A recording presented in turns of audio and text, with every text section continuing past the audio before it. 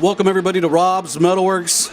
We are continuing our campaign early, still here in 2020. And as I promised you, I'm bringing you the best in Texas metal. And I have with me tonight, yes, the mighty Vernon of Persia is making their debut on the program.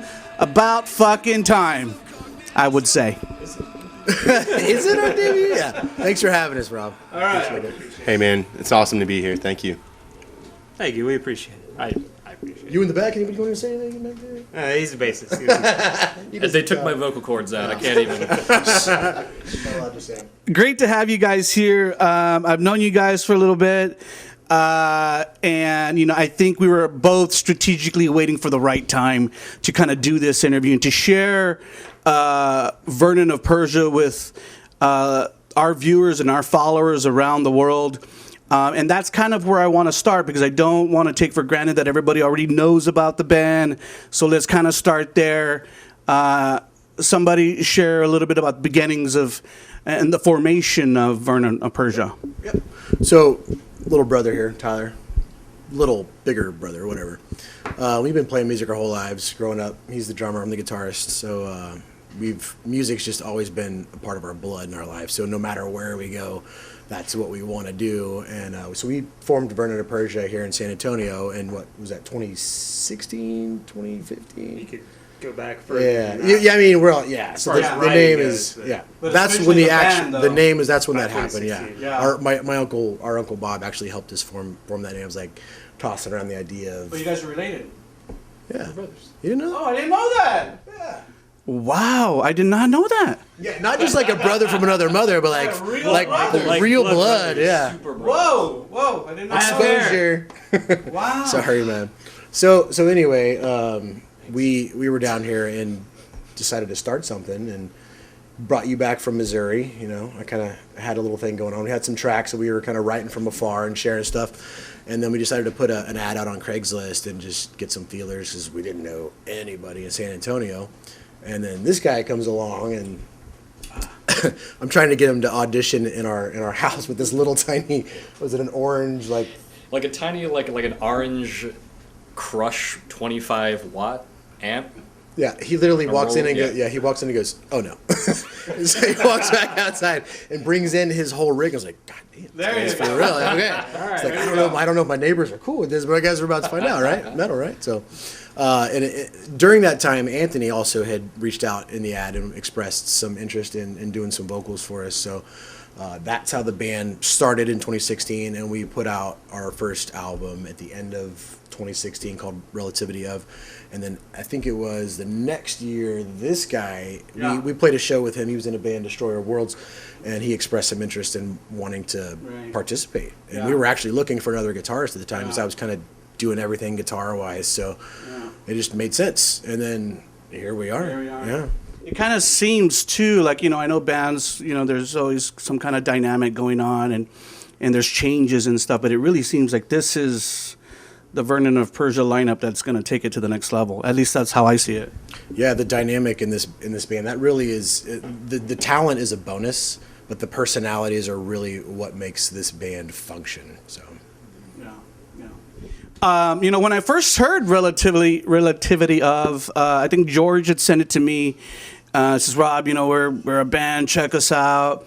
And one of the things that I was kind of really first taken aback by Vernon of Persia was just really the technicality and the fact that you guys really had like your own sound, your own vibe.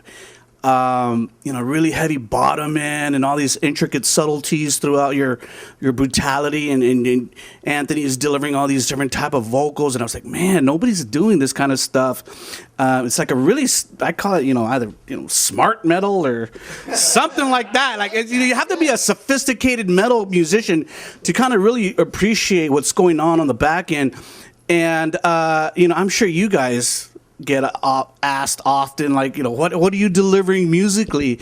And you know, I read what you had on the website, and if my memory serves me right, it was like progressive fusion metal or something like that. But what do you say? I mean, what do you tell people that you're delivering? Because it's not like, you can't say like, oh, we're a heavy metal band, because I don't think that does you justice.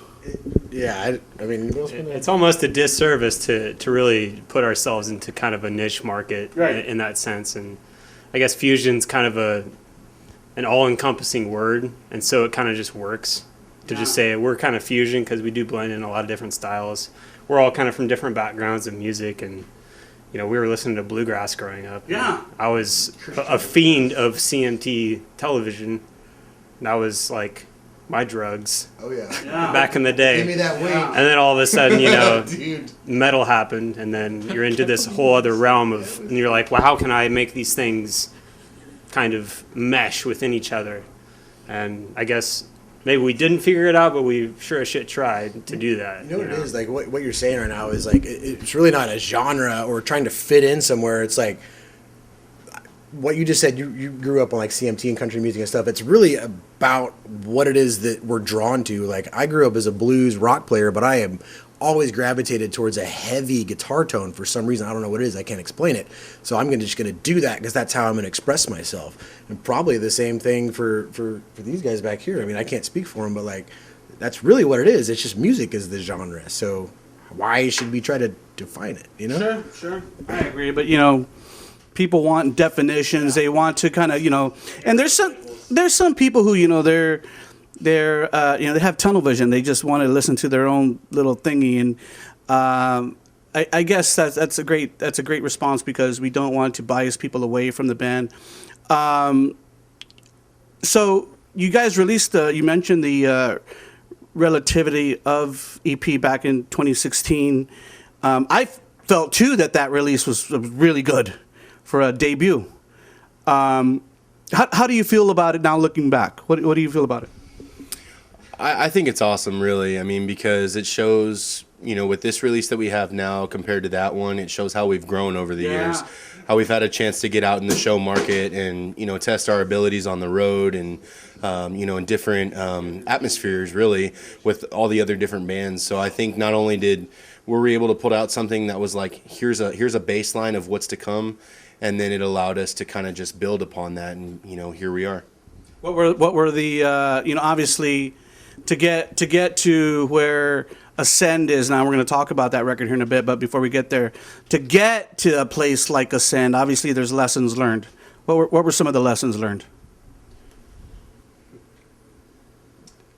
I mean, I don't know, man. It could be. I'm talking about like, as far as your musicianship, as far as like how to market the music, whatever. Okay. Yeah, so starting with the writing, like our writing process, like you said, we had songs that were kind of pre-laid out, and I got to give credit to this guy. He rolled into the studio for his audition, which happened to be in the studio, and he just killed it right off the bat. We were like, that is perfect. What you just did is perfect. We're not going to change that, and we didn't. What you heard on the record is what he rolled in with the day of the audition. Wow. Yeah, seriously. So I was like, all right, this is going to work. This is going to happen. So, but moving forward in our writing, I was like, well, we need to write for room for vocals. We need to write room to have the bass, be the heavy part to carry things, and being a drummer and a guitarist, just ourselves for so long, you have to reimagine how your instrument needs to work inside of a band of 5 members. I don't need to carry the bass anymore because now we've got,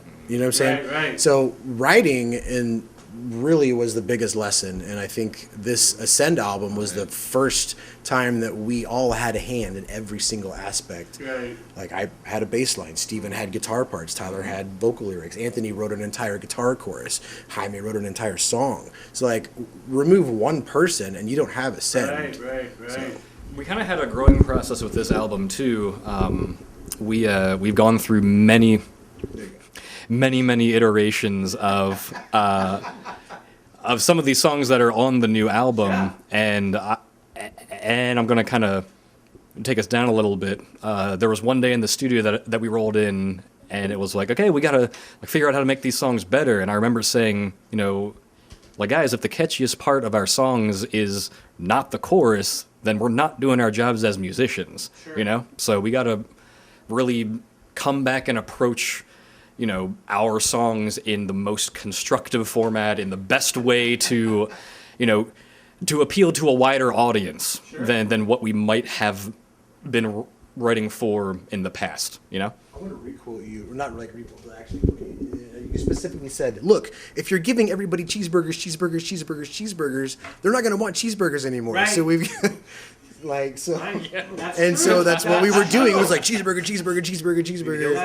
And so That is so true, and I think our scene can become inundated with the same sound, and after a while, it just we get inundated with it, and it's too much chocolate cake. We don't want any more, and I think that's the beauty of Vernon of Persia.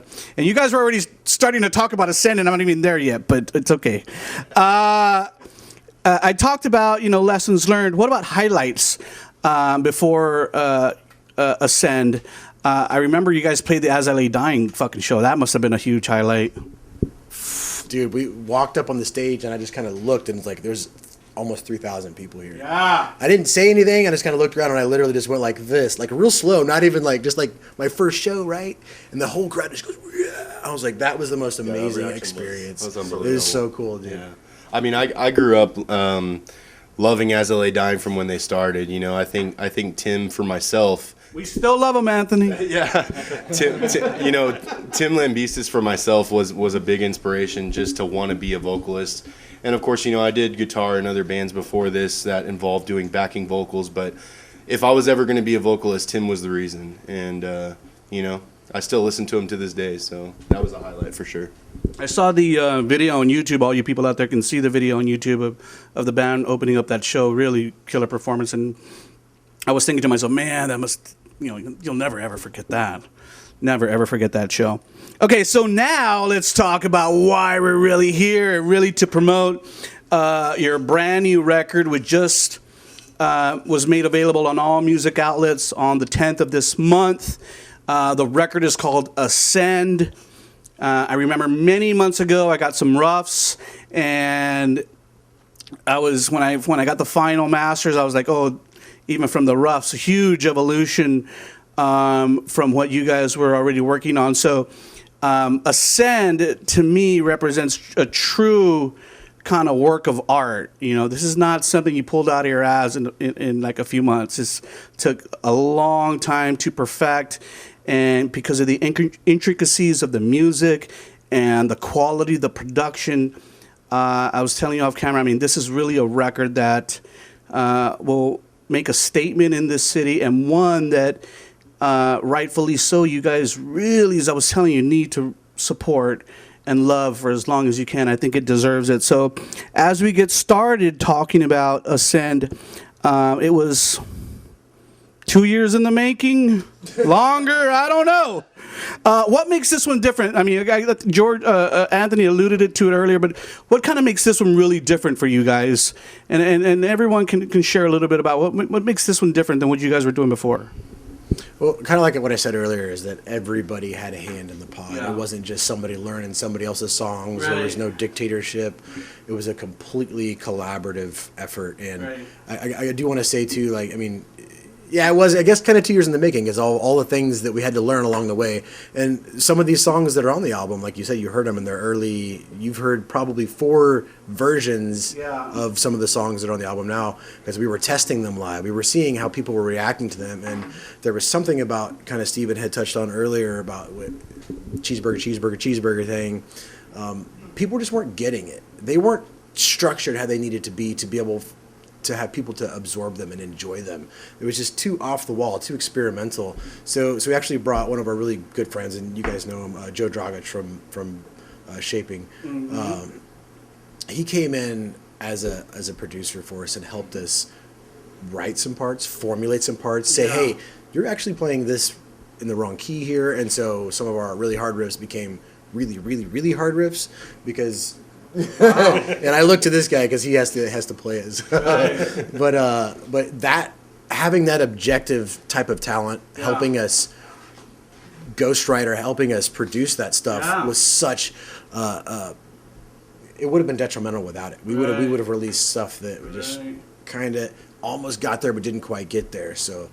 I went off on a tangent. I think that's great. I mean, I think that's great. I think sometimes, I'm glad that first of all you're not so, high and mighty that you think, oh, we don't need another person to come in here and kind of help direct us a little bit because, as artists, we want to protect our little baby. But I think that's great, And Joe is a good guy. We all know he's a good guy, straight up, good person, human being, and you trust him, obviously. And if he can help you kind of seamlessly transition from one musical component to another and make the song more holistic, then obviously that's great for the band, man. That's great for the band. Okay, great. Obviously, as you mentioned right now, these songs are complex pieces of work, to a certain extent, because they start off kind of, like I said, with this subtlety, and then they can get really heavy, and Anthony's doing vocals, and then Tyler's doing vocals too. So there's a lot going on. There's so much like sonic landscape. Talk a little bit about, as we were talking before we started rolling, there's a little bit more clean vocal on this record. Yeah, I mean, we were jamming years before, and I've always kind of done my own thing on the side, and it was, clean vocals, and it wasn't metal, but I always enjoyed singing, and I was, I guess, more or less curious if I could pull it off in a live sense, and also play drums, to the music, and, we tried it, and it worked, and it sounded good, and we refined it, and it sounded better. And you're doing that live too, right? Yeah, Yeah. we're doing that live. Cool. So That was I'm a big goal for us. out of breath constantly, It's a gasping. marathon. But yeah, marathon. it's great. But It's we did not want to go into the studio and write things that we couldn't perform live. So Yeah. it was perform it live first, then record it. Right, So, great. yeah. And Tyler, as you talk about singing and drumming, as I told you as we were having a private conversation, that your drumming on this record is just amazing, dude. I think you're like, I think your drumming on this record is some of the best I've heard this year. Oh, last year too. wow. And I'm not just saying that to to humble you, but I mean it's really how I feel about it. It's like these songs would not be as intricate as they are without the drumming. Well, damn. For one, Take it. I appreciate it. Absorb it. I appreciate that. Okay, so too lyrically, Anthony, I loved how you guys kind of put this record together as an artistic piece visually too. I love the artwork. God, when I first saw the artwork, I thought it was so cool. And then with the title of Sand, and then you have lyric titles like Weightless, and then the title track. Talk a little bit about what you were saying lyrically. I know you handle all the lyrics. Yeah, I mean, and it is a collaborative effort, in the studio. But I mean, for the most part, it's about real situations. I mean, just like we were formulating and redoing the guitar parts and all the other layering pieces, I think the vocals, we really had to go in there and say, how are we going to bring this message and deliver it to our audience? And I think it's about not really talking about things that are meaningless, because this band means a lot to us. So it was about talking about real life situations, what people deal with on the daily that doesn't get put on media or big time TV shows for everybody to see. Some tracks like Sea of Trees, for example. One of my favorites. Yeah, Sea of Trees. I mean, it's big because it talks about a growing epidemic in our society, which is suicide. Yeah. So just that in itself kind of gives you a preface of what the remainder of the album has to offer lyrically. Yeah. And then the artwork too is like really in some ways complex, and then in some ways the message very simple. Like, who did that artwork? Really nice. So I didn't do the initial artwork, the space guy with the astronaut with walking through the trees. Right. So we did seek out, like I did some test beta stuff with the guys internally, and we were exploring kind of a spatial theme, but I wanted it to be really surrealistic. And we came across, I have a friend, I think he's from Malaysia. I don't know, I talked to him via Facebook Messenger, but it's Intuitive Designs, and he created that piece of artwork that we actually selected. So it was black and white, so all I do is add the color. But like the video and all that stuff is stuff that we did create internally. Yeah. So we had to like make all of that based off of that guy's artwork. Yeah, But yeah. when we saw it, it was like, that's it. That's what we want. Yeah. You know, we were trying to achieve that. Why not just use this guy's stuff? He's a really intuitive design. Yeah, I'm He's glad really- you kind of he's really kept the good. theme. Kept the Yeah, theme going. we have to. It's a brand. You know, this is a Yeah. business, so Sure. you gotta keep it consistent, professional. But ascend really isn't a physical or a literal translation of ascending to a different place. It's more of kind of what he was saying. Of we wanted to create an album that was didn't have to focus so much on all this crap that we deal with every single day and having to. I need you to understand my message. No, the message is stuff that we relate to on a daily basis. So each song has its own little thing that we've all experienced.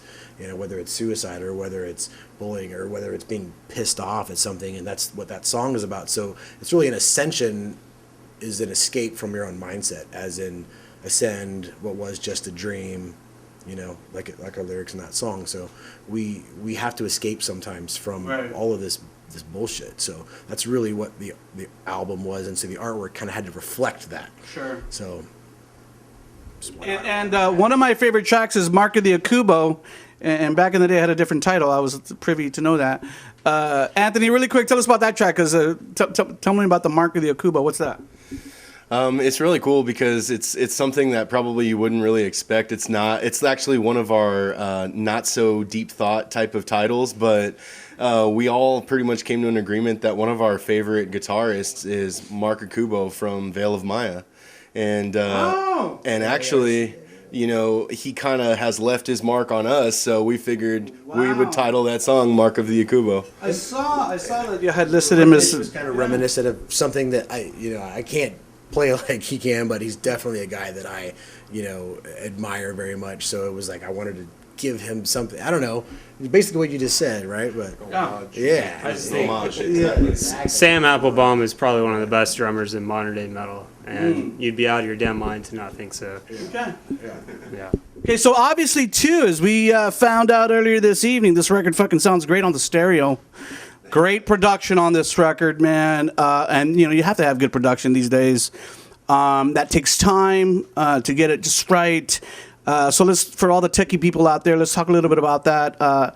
Where did you guys record the record? I know some of you guys are good on the back end, so share a little bit about that with all the people out there. Sure. So I work for a production company downtown in Broadway called Interlex Communications, and they have a sister company called Victory Boulevard. And just late this past year, I got to go ahead to basically finalize doing a legitimate recording studio. We've been producing our own music for a very long time, for over 10 years now, I think. 20 if you want to count the two of us. Anyway, so we did record it down at Victory Boulevard Studios downtown. So had the privilege of actually being able to experiment with a lot of things, and what we wanted to do was kind of break out from this, what I'm saying is a digital era of metal. Everybody's going to the Helix and the Axe stuff. Trust me, we've done it. I get it. Sounds amazing. We still use it, but not for a final product. We use it as a tool to get us to the final product. Right. So it helps us expedite Is the that. Helix, okay, I'm not a musician and a producer, but is the Helix stuff more like Pro Tools? Is that what you're... No, so like the Helix is like an effects unit. It's like the digital modeling, and it's got all your amps and your cabs and all that stuff. Kind of like a fractal Axe effects. Kemper. Or Kempers, a lot of guys using Kempers, and they're amazing tools. I love them. But something that we've been noticing as a band is just like everything has just got this digital kind of thing to it. I don't know why. Right. And so we wanted to kind of go back to the roots a little bit to make it more raw sounding. So, like I said, we recorded in the album I think 3 times. Really? Yeah. So we wrote it how we thought it should be, right? And then we brought Joe in. Right. We rewrote it and retracked it, and then we tracked it for the final performances and all that stuff. I mean, that's what it takes sometimes to get to that point of perfection. But there's a lot of imperfections in the album, which we like. We didn't want it to be perfect. Wanted to capture it like, as a camera, a moment. That album is what it is. It will forever be what it is. We're not going to have settings we can go back to. That's the tones we use. We're not going to be able to recall them up because we put the cabs in the room, mic'd them up. Intentionally did not try to save those types of sounds because that album needs to be what it is for the rest of time, basically. Right. And the next stuff we make will be different, and that's what music should be. It should be a a tangible, organic, expressive type of a thing. So I don't know how technically you want me to get it. No, what you're saying right now is already blowing. It's already blowing my mind. That's very interesting, and that approach is great, man. Again, you know, music is art. This is your art. Yeah, this is your art, and yeah, like so, like At some points, you have to say it's done, you know, and you can't touch it anymore. And for your next painting, you'll use different colors. That's right. Yeah, I get it. No, better colors. We use better colors. for this. Yeah, I get it. Okay, so you released one song before the 10th. You had released the one song on YouTube, the title track, and I saw how you kind of kept the theme for the video. It wasn't necessarily a lyric video, but really just to expose people to what was forthcoming. What was the reception like for Ascend? I think it was really good. I mean, everybody really loved it. We got phone calls and messages and just say, hey, I just listened to this. People that I even knew who we were. They were all, you know, friends, family type of thing. But like, I was like, wow, coming from a 67-year-old aunt, you know, it's like, huh.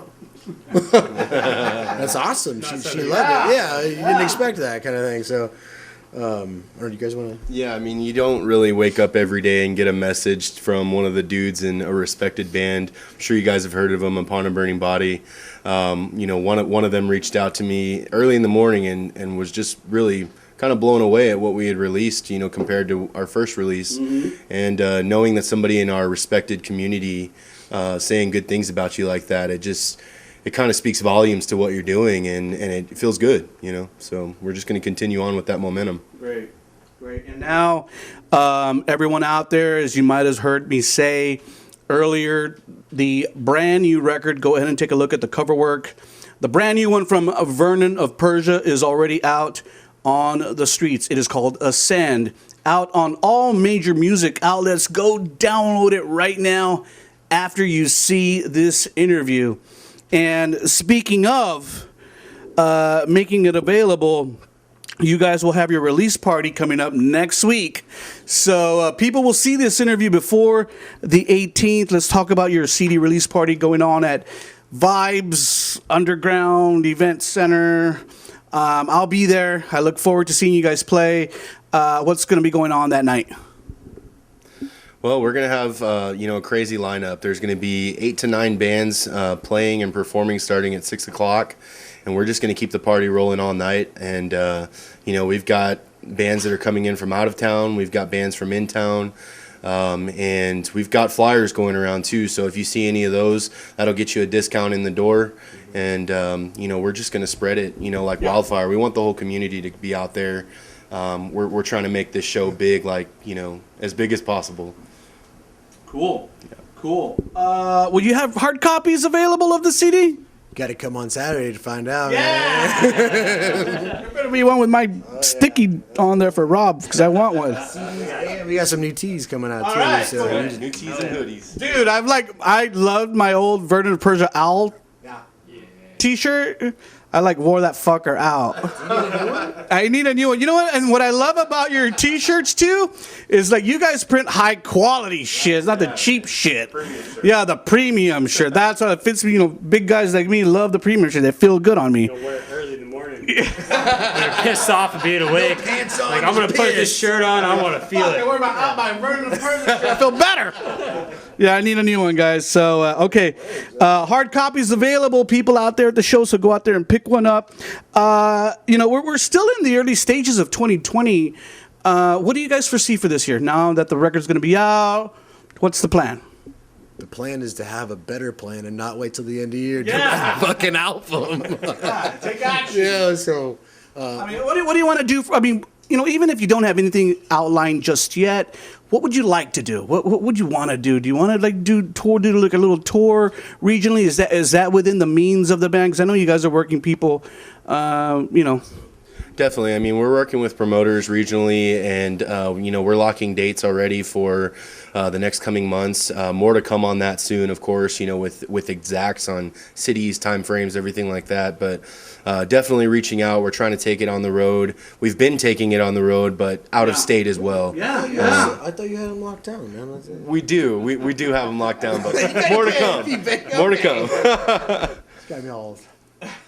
Well, at least you guys are wanting to do that, or have the capability to do that. I know sometimes, because we have obligations in our lives, that some bands are not able to do that. But I think it's very important.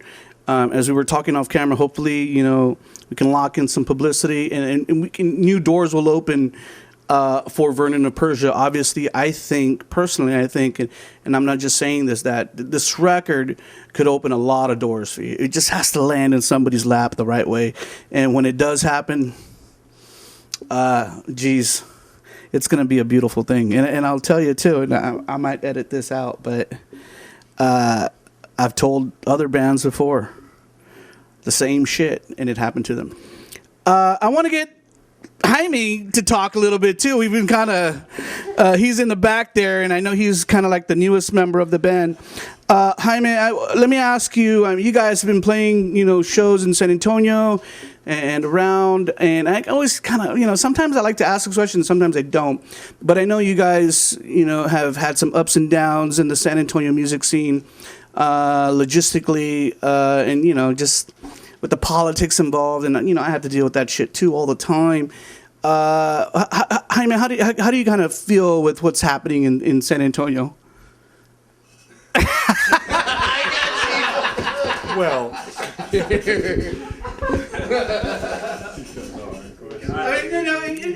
it's not all good, that's okay. Just be political about it. I guess you can say about it. no, it's good. I wish people would support more, honestly. Okay. I come from Puerto Rico, and the metal scene over there is really knit close, so we all knew each other. Everybody came out to the shows. Yeah. The punk heads came out to the metal shows. The metal heads came out to the punk shows, and vice versa. So if we could do that more in San Antonio, I think that'll help everybody. Instead of being so niche, it could be more broad. It's all music. It's all it's all aggressive. It's all raw emotion. So why not just support everybody? Doesn't matter the genre. I love good music. So if it's good, I'm there. Yeah. Well said. Within the giant say, unity, not separation.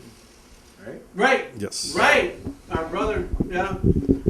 Unity, not separation. Anybody else want to add to that? Steve does. Steve always does. Go for it, Steve. They put me on the spot here, aren't you? Yeah, just like Jaime said, the more people that we have out to these shows, the better.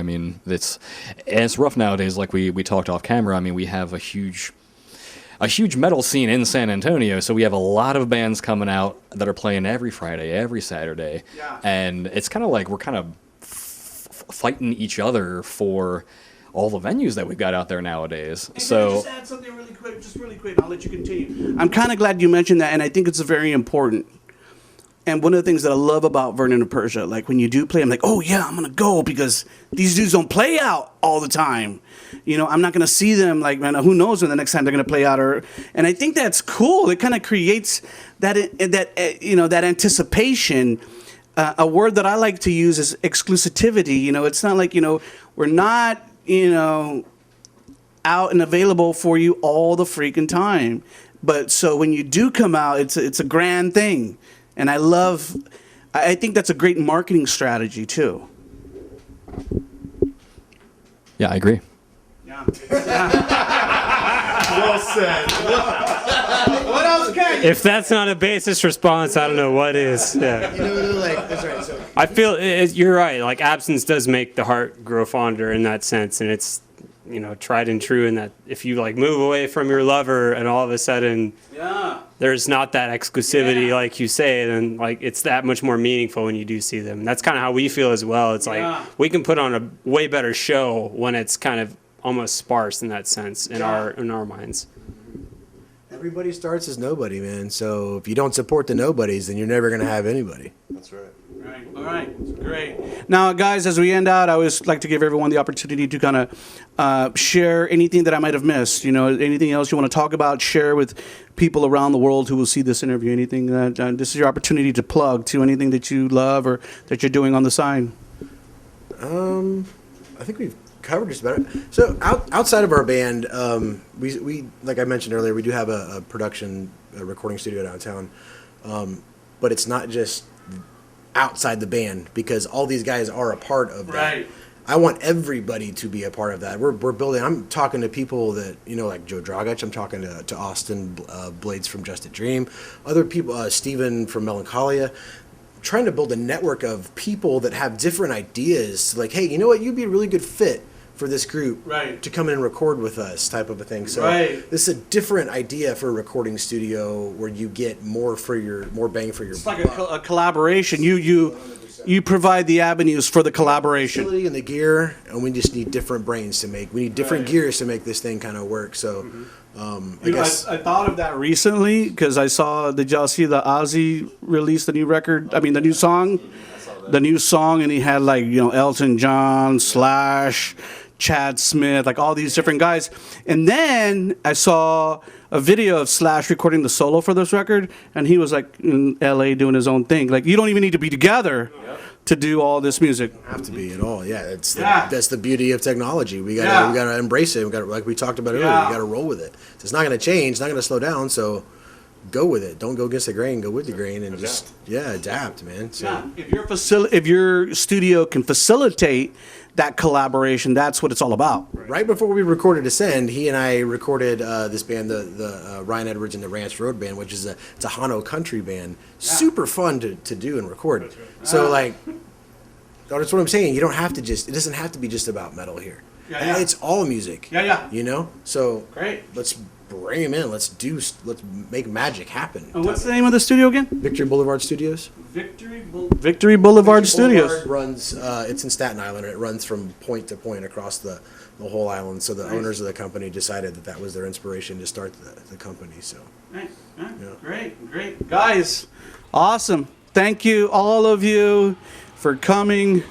Thank you for your time. I know the party's not over yet. Our brother Matt Lauterbach is here, and he made sure of that. He made just sure of that. Holy smokes. It just got started, and he brought me a big bag of beef jerky, so I'm gonna last a little longer than usual.